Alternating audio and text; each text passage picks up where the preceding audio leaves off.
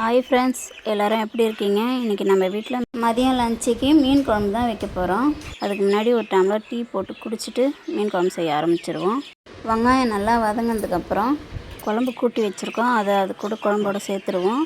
இதில் என்னென்ன போட்டிருக்கான்னா 50 கிராம் புளி, 2 தக்காளி, வீட்டு மிளகாத்தூள், உப்பு, இவ்வளோ தான். இதில் போட்டு நல்லா கரைச்சிட்டு குழம்போடு சேர்த்துட்டு நல்லா குழம்பு கொதிச்சதுக்கப்புறம் எங்கள் பாப்பா மீன் குழம்பு காலையில் வச்சோன்னா மதியானத்துக்கு மீன் குழம்பு சாப்பிட மாட்டாள். ஃப்ரெஷ்ஷாக சாப்பிட்றது தான் அவளோட பழக்கம். அதனால் அவளுக்கு மட்டும் தனியாக குழம்பு எடுத்து வச்சுட்டு அதுக்கப்புறம் நம்ம மீனை சேர்த்துருவோம்.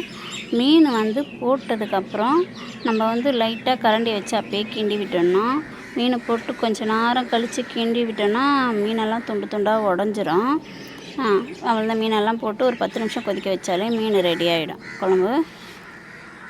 காலையில் எழுந்திரிச்சி இவ்வளோ வேலை நம்ம செஞ்சு தரோம். பாசமாக எனக்கு தான் டாட்டா காட்டுறாருன்னு பார்த்தா எங்கள் வீட்டுக்குள்ளே இருக்கிற அழகுக்கு டாட்டா காமிச்சிட்டு போயிட்டு வரேன்னு சொல்லிட்டு போகிறாரு.